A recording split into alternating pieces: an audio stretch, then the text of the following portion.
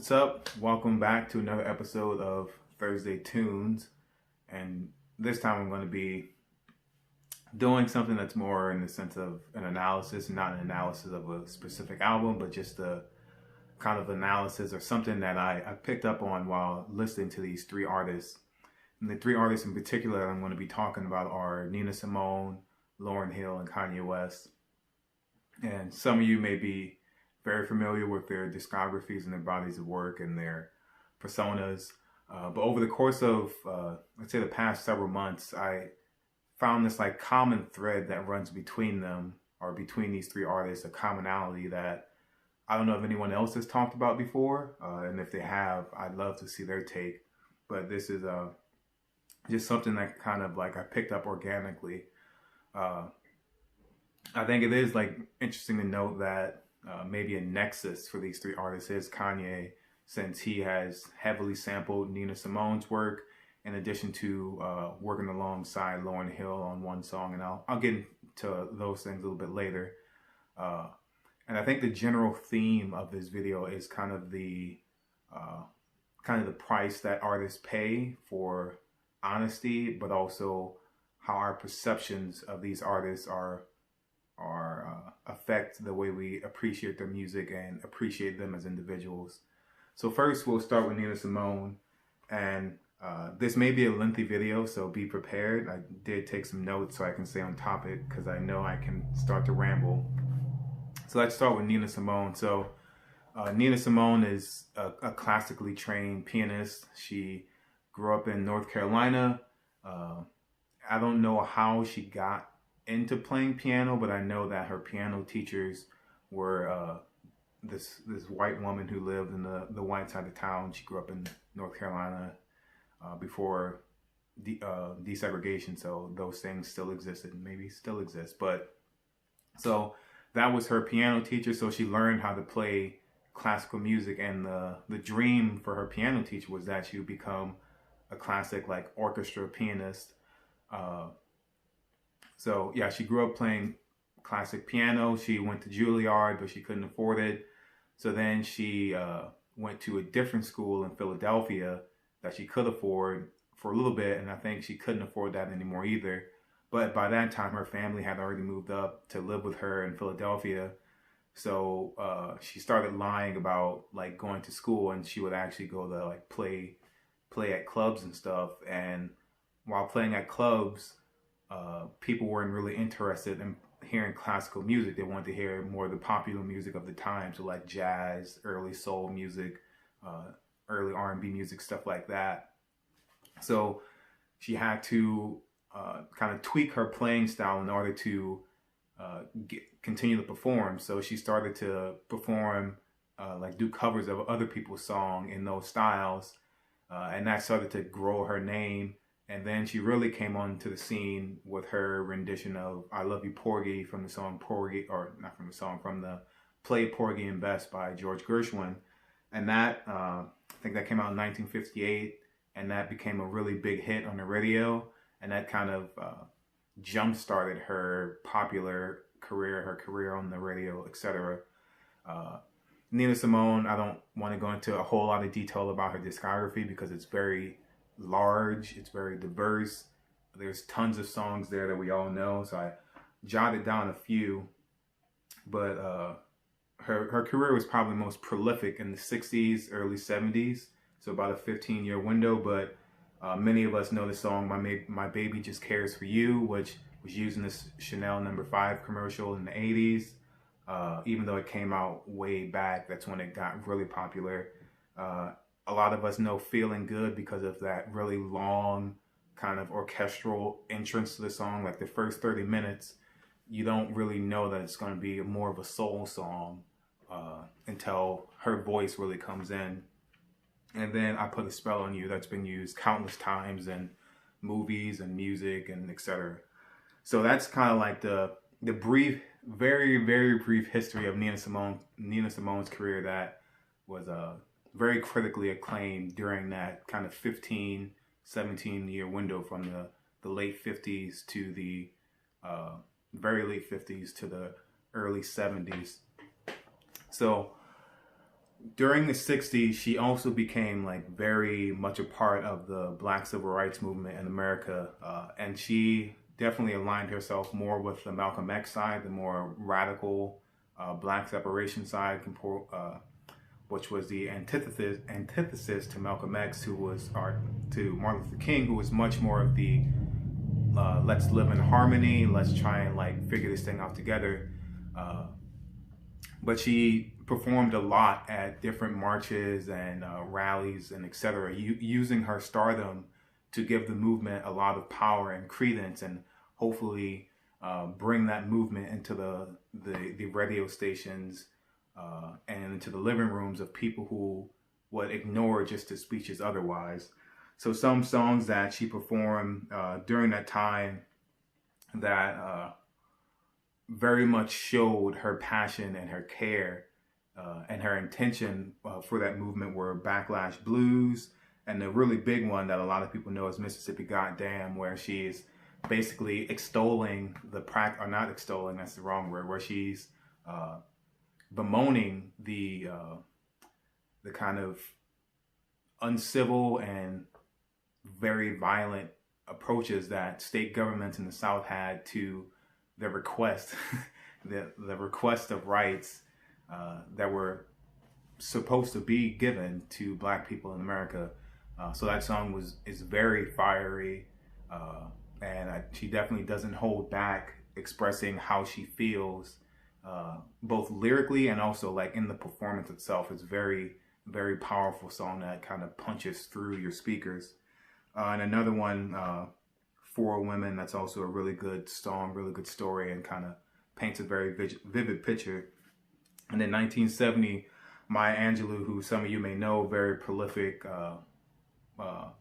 poet and author from that time period, she said of Nina Simone, she is loved or feared, adored or disliked. So what Maya Angelou was stating is that there's some people that really love her and love what she's doing, and there's some people that are afraid of her and don't like what she's doing.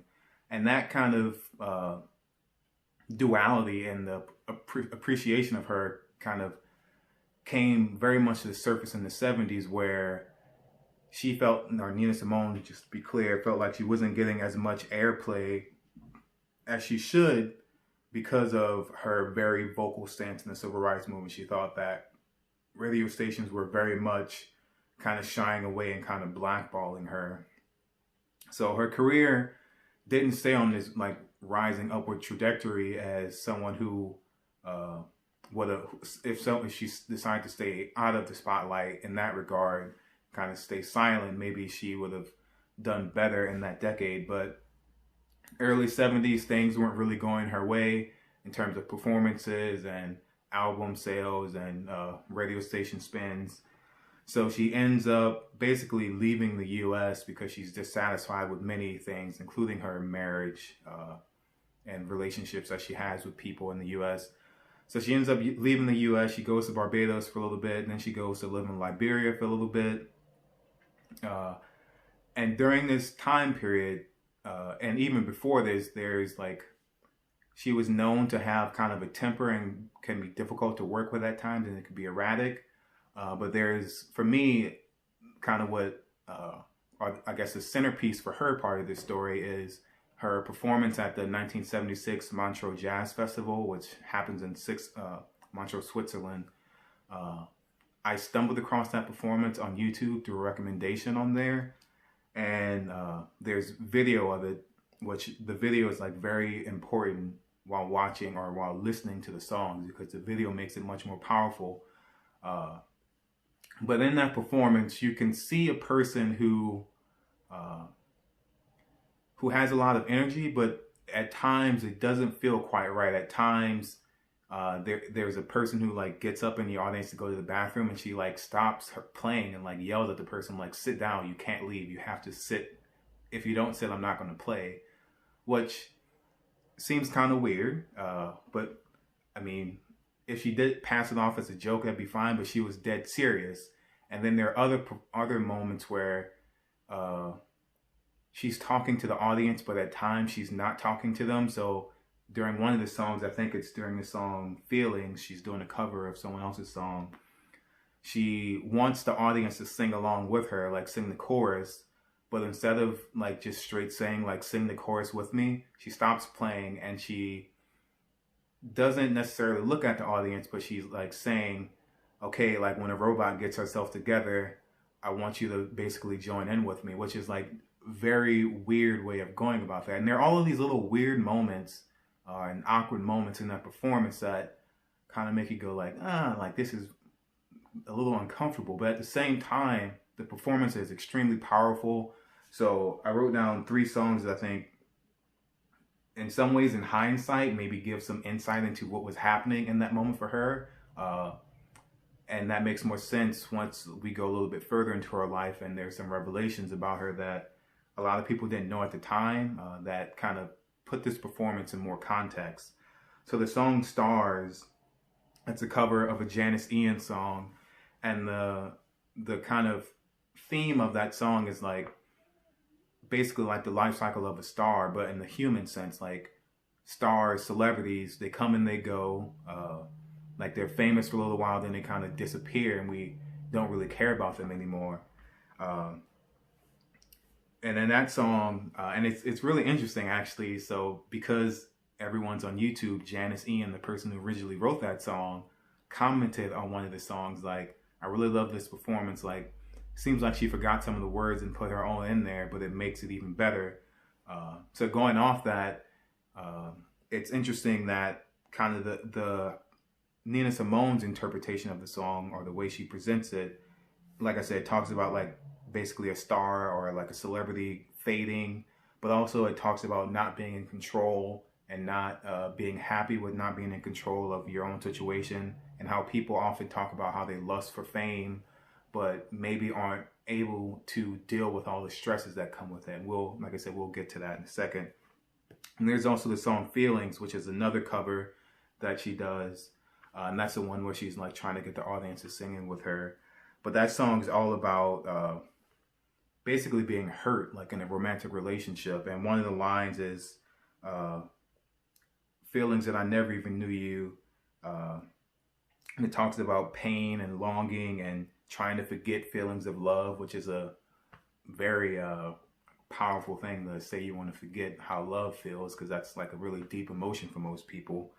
And in that song, like I said, the performance is very powerful. Around the 3:30 mark, she kind of breaks away from the melody of the song and like does an improvisation, which is really powerful. And I think it shows that even though she's kind of acting erratic in the moment, and kind of has these little small outbursts, she's very much in control of the piano, which she's been playing since she was a little kid, and does this, I think, really amazing improvisation that shows that the Nina Simone, the artist, is still there if Nina Simone, the personality, is not there. And like I said, we'll get to that in a second. And then she does her own song, I think it's her own song, How It Feels to Be Free, which is about like freedom. It's about letting go. It's about kind of moving on with your life and letting all those things that are holding you back, let those things go. So I think this performance that happens in 1976 is very pivotal for what happens a little later. So a little later, she kind of stops taking care of herself. She's living in France, starts to basically live in squalor. One of her friends like finds her, helps her, gets her cleaned up. And when I say cleaned up, I don't think she was like addicted to drugs. It's just like literally like cleaned up and looking presentable. But it's around, I think it was 1985, the mid 80s, she got formally diagnosed with bipolar disorder. And a biography that came out many years later actually revealed that she was on an antipsychotic drug since the 1960s, where sometimes she would voluntarily take it. Sometimes people would have to mix it into her food if she didn't want to take it. But there's a long history of her having psychotic episodes. And I think this performance at Montreux was one of those moments where she wasn't quite in the right state of mind. And like these things that are muscle memory for her, like playing the piano, she can do those things amazingly. But I think interacting with people in the audience is where she wasn't at her best self.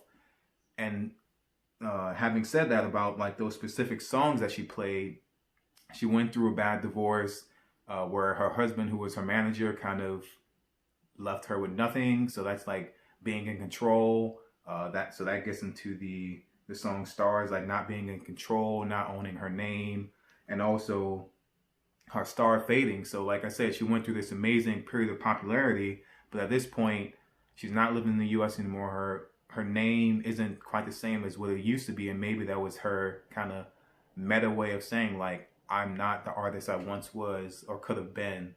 But I don't think she regrets like the civil rights movement stuff. And then how it feels to be free. I think in that performance as well, because she doesn't feel like she has all this control, where she has to fit in this persona of who Nina Simone is, she has the freedom to do what she wants as a performance artist and also as a person. So that's like, that performance I think is really powerful, especially in hindsight, understanding that she is bipolar and kind of viewing that performance in that context to understand, is that affecting the way that she's producing this art right now? And if it is, the art itself, like the music itself, is really amazing, but it's kind of the parts where it's not the music that are slightly uncomfortable for us. And this theme of mental health and maybe assumed mental health challenges and artistry and amazing artistry is kind of the theme that I think runs through all of these three artists. And from that last point about the idea of being in control, we'll move to Lauryn Hill. So Lauryn Hill is much more contemporary for many of you that might be watching this. So she first really broke onto the scene with the group The Fugees. Their second album, The Score, like flew up the charts, was amazing, really great album. I think Barack Obama said that album was one of his favorites. It's either that or the song Not Killing Me Softly, Ready or Not is one of his favorites. But so yeah, that came out in 1996. Just quickly realized that Lauryn Hill like had the potential for a solo career, and that album won a Grammy, etc. 2 years later, she does embark on a solo career with the release of The Miseducation of Lauryn Hill. And I should go back a little bit and say, I think what kind of made people think that she was capable of a solo career is the song Killing Them Softly on that album, on The Score. So in that song, even though the Fugees are a group, 3 people, and so it's Lauryn Hill, Pras, and Wyclef Jean. Lauryn Hill and Wyclef do most of the vocals. But in that song, it's interesting that it's basically just a Lauryn Hill song, and the only vocals that come from one of the other artists in the group is from Wyclef, and he only says 1 time, 2 times. And so when you're listening to it the first time, it feels kind of weird that that's his only contribution. But apparently, basically the record label forced them to have that song be just her, I think with the plans that would launch her solo career. But I think either she was uncomfortable with it, or as a collective, all 3 of them were uncomfortable with that. So they kept it a Fuji song instead of just a Lauryn Hill song by having Wyclef do that. But yeah, so have the release of The Miseducation of Lauryn Hill in 1998. Once again, huge critical acclaim, nominated for 10 Grammys. She wins 5. One of them is for Album of the Year, which is really amazing. One for just a black artist, but someone who is also in the R&B kind of hip hop lane. That's like very uncommon for that type of album to receive the award for basically the best album of the year recognized by the Grammys. And some of the standout songs from that album were X Factor, Everything is Everything, Doo Wop. Many of you have probably heard those songs. If you haven't, give them a listen. And I'll try and like the songs that I pointed out, I'll try and put links to YouTube videos of those songs so you can go and listen to them for yourselves. So yeah, huge critical acclaim after that song or after that album. And then Lauryn Hill kind of drops off the map. Like there's no music, no real indication that she's going to release any new music. And to this day, that's the only album that she has officially released. But there is this other album from an MTV Unplugged event. And MTV Unplugged, I don't think they still do this anymore, but it's basically where artists would go and give a very stripped down performance of their song. So they would, so Jay-Z has one, for example, where instead of like having like a soundtrack and he just raps over the sound, or not the soundtrack, but the instrumental, he has the Roots as a backing band. So the Roots are like doing all the live instrumentation while he sings. So I guess it's kind of their way of like doing acoustic sets. So Lauryn Hill has one of those that she apparently thought wasn't being recorded, because in the song Mr. Intentional on that album, her MTV Unplugged album, at one point she starts to play a song and someone says something, like I guess someone who works with her, works for her, says something. No matter how loud I put it, I can't quite make out what they're saying. And she responds, "Oh, it's okay, I know they're not recording." So she had no idea that this was being recorded. And maybe the person was saying like, "Oh, you shouldn't play that song" or something. But probably due to failure to meet contractual obligations, her record label put out that performance as an album. And that performance was met with the opposite kind of appreciation as her first album. Many people panned it and said it was horrible. And on the album, it's just her singing. And she also has like these interludes where she's just like talking to the audience. But it's her singing and her playing the guitar. She's not a very good guitar player. And her singing isn't quite what people are used to it being. So a lot of the reviews of the album were basically that. Like the songs, the lyrics of the songs aren't very good. Her singing isn't good. Her guitar playing isn't good. This is a bad album. And people are free to think what they want to think. And so I stumbled upon this back in fall of last year. So writing my dissertation, was listening to a lot of music, and I think the song I Gotta Find Peace of Mind came up, which is very serendipitous because that was a very stressful period in my life. So yeah, that song fit the moment, I guess. It filled a void that I needed.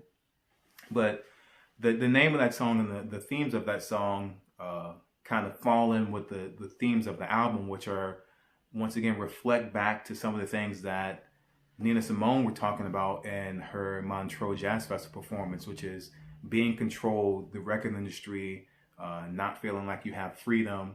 She also expresses her thoughts on like societal morality. Let me see what else. Oh yeah, frustrations with society. She also like talks about her religion and how she sees those things, which are all concepts and themes that weren't really explored in her earlier work. So thematically, it's very different. Performance-wise, it's very different. But the thing I like about this album, especially as I started to think about Nina Simone, was that they're both very raw, and the artist is giving you an unfiltered version of themselves, because it's not going through all of these different check gates before it gets to you. So yeah, that album was really powerful. And after that, that's kind of like the last thing that has ever been released really by Lauryn Hill. I think she's released maybe a single here and there, like a single song here or there. But this Unplugged, I think, came out in 2002, 2003. And over the 17 years since then, there may be like 2 or 3 songs that have come out. And she also has been very sporadic at her performances. And unlike, I think, not sporadic in the way that Nina Simone was sporadic, but sporadic in attendance. So she had all of these performances booked. She may show up 2 or 3 hours late, or just not show up at all with no warning, nothing. So a lot of people kind of speculate about what's the state of her mental health, especially considering her last album, where there are parts in this performance where she like breaks down and starts crying as she's singing. And like you can hear the kind of pain and emotion in her voice that calls the question, like, is she like okay? And no one really knows. Like, she's physically okay, so it's not like she has cancer or anything like that, but no one really knows if the state of her mental health is okay. And I don't think that's something that she would really share, even if she wasn't, just because she has become so reclusive. So those are 2 artists so far, Nina Simone, Lauryn Hill, who both have these very powerful kind of like singular, one is Montreux Jazz Festival, the other is this MTV2 Unplugged event, where they have these emotional singular performances that I think kind of highlight a lot of things that have been happening in their lives up to that point, that give those performances the power and emotion that you get from them. The last artist that we're going to talk about is Kanye, who I don't think does have like one singular moment that someone could point to and like kind of surmise a lot of things that had been going on in their life up until that point. He has kind of several, and they string over the course of 8 years, 6 years. But I think he falls very much within that vein of artists who is like amazing at what they do, and they kind of wear their heart on their sleeves, and it culminates into this thing that we don't give them the space to feel how they need to feel, or we don't try to understand how they feel. So, and I will say like Kanye, I think is definitely my favorite artist of any genre and of any medium of art. So like favorite, there's no like author of books or poetry or directors or actors or musicians that I think I like more than him. Like his music, basically grew up with it, and he has music for me that fits almost every feeling I've ever felt in life. So I'll just put that disclaimer out there right now. But so Kanye really broke onto the scene in the early 2000s as a producer, with kind of his biggest placement being Jay-Z on the Black album, where both him and Just Blaze, basically the two of them produced this album, and neither of them were really well known at the time. Well, on the Black album, Kanye contributed like 2 really big songs. So there's Never Change, which he was like, he produced the beat, and then he was bold enough to include his own voice in the beat, which is interesting because no one knew who he was. But it's an amazing song. So there's Never Change. And then there's it's Heart of the City, where he included his own voice, but there's also Never Change. And those are like 2 really amazing Jay-Z songs, probably 2 of my favorite that aren't on 444, which is my favorite Jay-Z album for sure. So he got that huge placement, and then eventually he puts out his first album, The College Dropout. That one goes to huge critical acclaim, 10 Grammy nominations, wins several of them, Best Rap Album of the Year. Next, he puts out Late Registration, the exact same thing, puts out Graduation, the exact same thing. So he puts out 3 albums in a row, and people are eating it up. Like, he's on top of the rap world. He's like changing the paradigm of rap, the way people dress, what type of lyrics people can talk about and become famous. Like, and the best example of that is Jesus Walks, where he literally says, I can't, if I talk about Jesus, my record won't get played, which that's probably one of his most iconic songs. So I guess he proved himself wrong, which works out for him. But yeah, he's like on this high, like on top of the world. Then his mom dies, and that was the parent that he was closest to. He has a incident with Taylor Swift. Well, actually, that comes a little later. But his mom dies. His fiance, they separate, and I think that just like kind of shattered his world. And so then the next album we get from him is 808s and Heartbreaks, which is definitely my favorite Kanye album. Might be my favorite album of all time. But that's the next thing we get from him. Extremely emotional album. We like experience his emotion through song in a way that we hadn't felt before. It's not the kind of the braggadocious, very ego-driven guy. It's a very broken person who is singing about his vulnerabilities.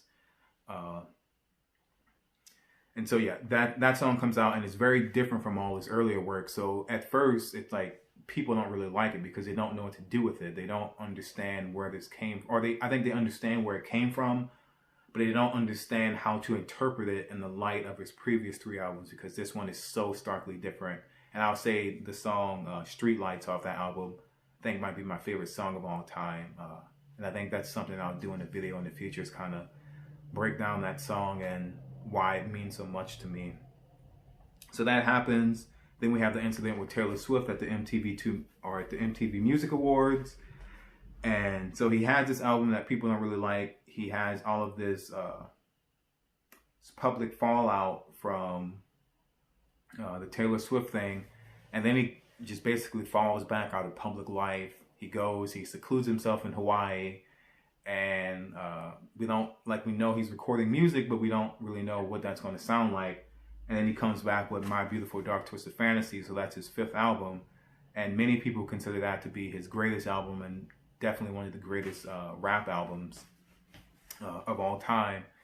And that's an album that is interesting to say that, because anytime anyone's asked him about this album that like a bunch of people love, a bunch of people say it's his greatest, a bunch of people say it's one of the best rap albums ever, he doesn't like the album because for him, while making it, he basically said like, I did what I knew people would like, but I didn't do what I feel like I would like. So he made an album that he knew like this would be the response, which is once again like a very an ego-driven thing to say like, I knew you all would love this.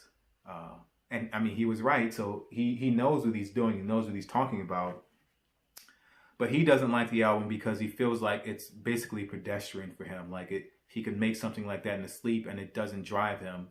But that album kind of put him back in the public spotlight, gave people like a reason to be like, okay, I can say I like Kanye now because of this album and kind of forget all the other stuff. So now he's like back in the world's good graces. And then 2013, he kind of, in some ways, throws some of that away by releasing Yeezus, which very much like 808s and Heartbreaks was very jarring for a lot of people because they didn't know what to do with it, because they got this album that people really loved, and then they get this next album which is very divisive. Some people really love it, some people really hate it. And on that album itself, that's where he starts to express some of his frustrations. So there's Blood on the Leaves, which actually samples Nina Simone's song Strange Fruit, or the cover of the song Strange Fruit. There's New Slaves, where he talks about racial injustice, economic injustice, things like that, and kind of the way, and New Slaves, I should be more specific, refers to not like black people as slaves, with the idea that in some ways we've made ourselves slaves by kind of participating in these certain economic structures that people are luring us into and trapping us into this kind of economic slavery in a sense. And then there's also Black Skinhead, where he talks about middle America, or a lyric from the song is Middle America packed in, came to see me in my black skin. Number one question they asking, fuck every question you asking, which is basically people want to see him perform, but they don't care what he has to say.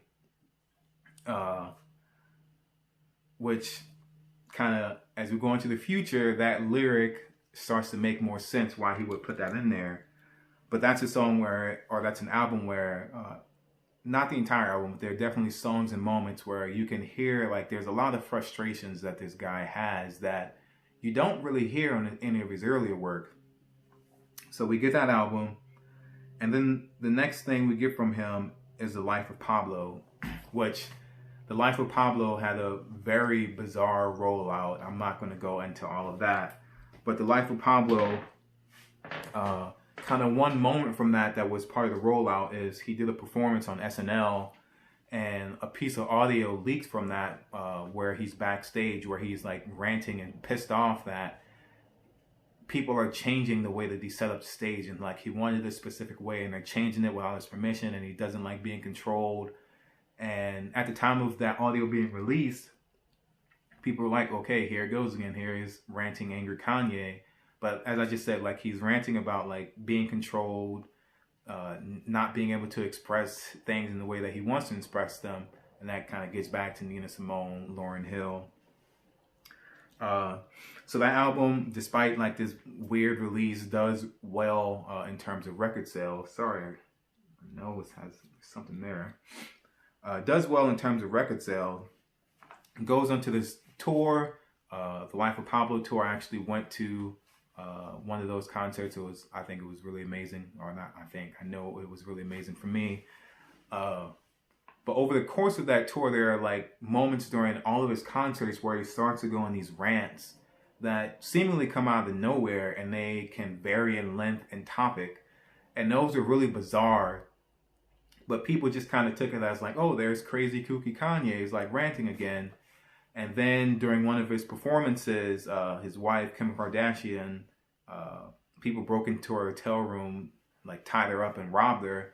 And so he was told that information while performing, and then he's like, says on the microphone, like, show's over, I have to go. And then he just leaves. And the news comes out afterwards what happened. But then the next thing we hear is like Kanye's been hospitalized for an unknown reason. And then we don't really hear what the reason was or why. And so we don't really hear a whole lot from him from 2016 for a year or two, really. In 2018 is where he starts to come back to the surface, or a little bit before that 2018. That's when he's like showing his love and adoration for Trump, and there's the whole like black people were never slaves, which I think he didn't communicate what he was wanted to express very clearly. Definitely not going to get into that. That's a video in and of itself. So we get some of that leading up to that. In 2018, he releases the album Yay, which the album cover, which kind of looks like it could be a meme, is the Grand Teton Mountains in Wyoming, and then like seemingly handwritten, the album on the album it says, I think it's "Thank God I'm Bipolar" or "I Love Being Bipolar, It's Awesome," I think. So that's like where he basically says like he's been diagnosed with bipolar disorder, which same as Nina Simone. And so having that kind of very public admission, when you look back at his career and his public relations track record, it maybe puts a lot of things into more context. It puts some of his more public outbursts into context and understanding how he got to those places to say what he did or do what he did. I think in particular that SNL audio, and maybe some of these moments during his concerts where he's under extreme stress, etc. Maybe those were manic episodes that he was having where he was basically on autopilot, not really in control of what he was saying or doing.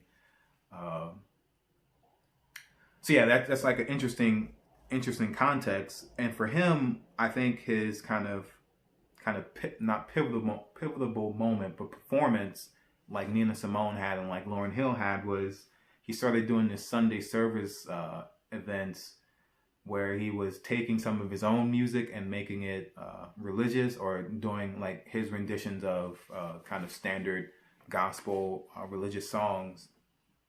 And I think it was 2019, early in April of 2019, he had a Sunday service performance at Coachella.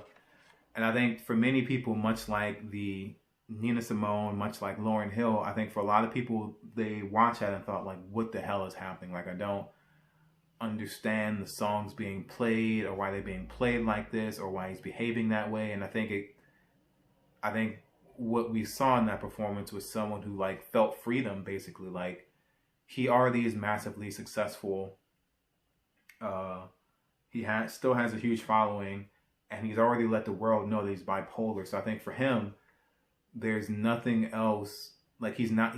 I don't think he had any fear of like, how will this affect my career? How will people think of me? He's put everything out there. He's already successful, so he was able to, I think, express himself in a way where he felt free, where he felt like he was now in control of his narrative and the way people would perceive him in some sense.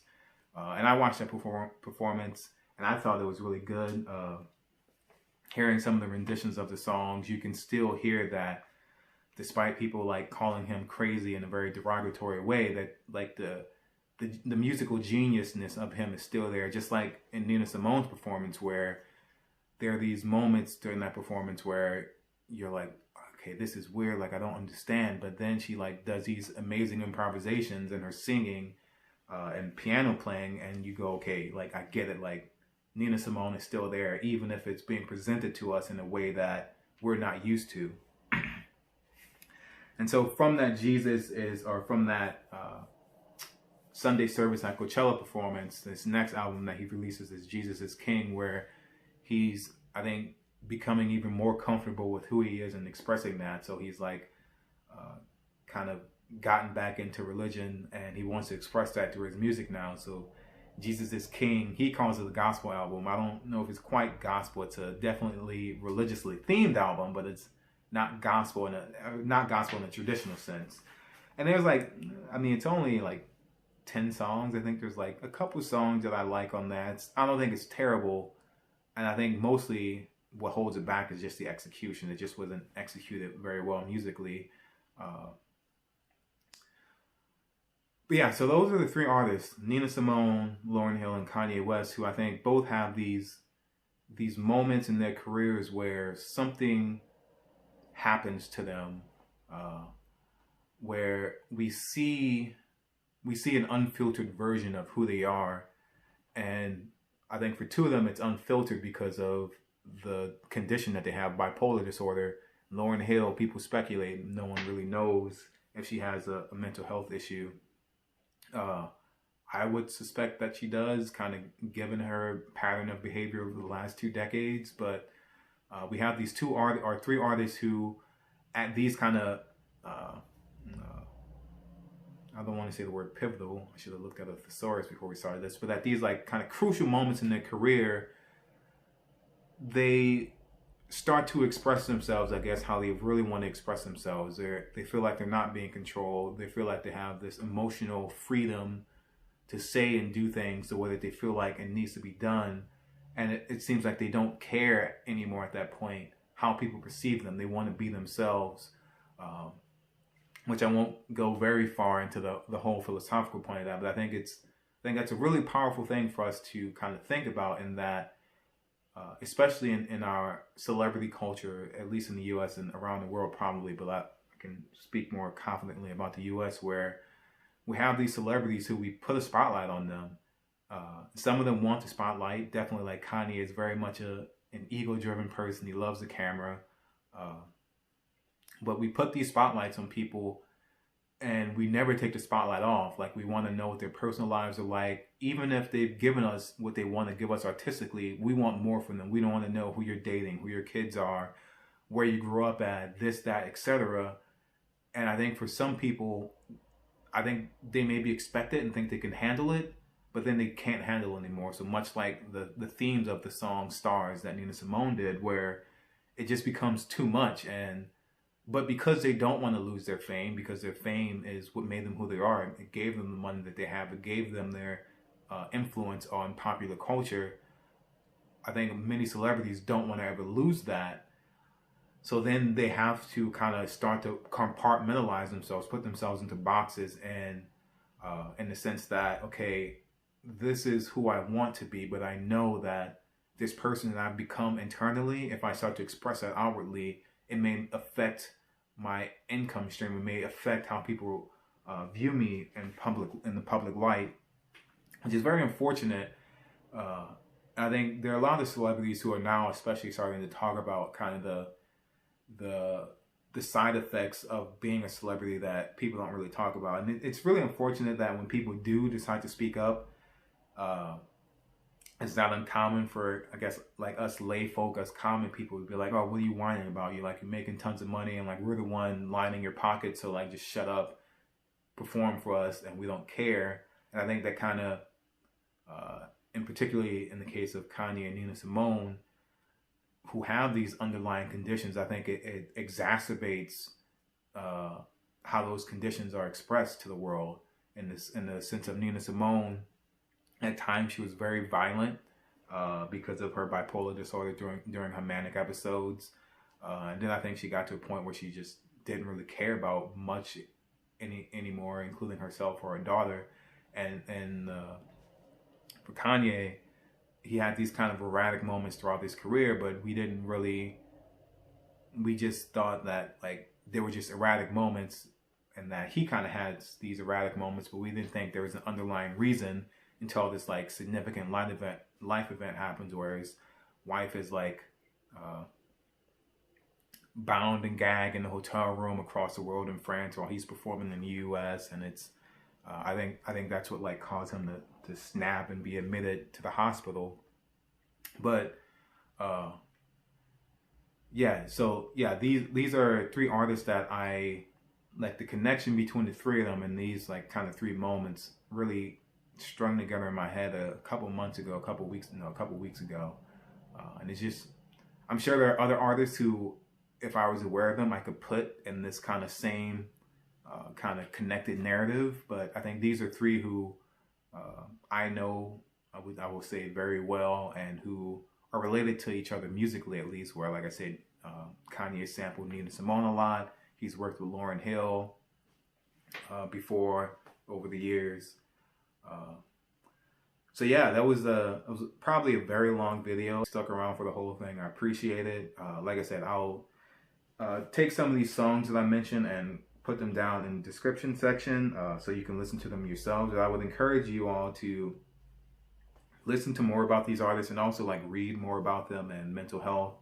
And I'm positive someone else could do this video much better than I did it. But I don't really care about that. I'm just here to communicate with you all and kind of share my thoughts about these things. So thank you for coming to this edition of Thursday Tunes. I'll see you for the next one. Peace.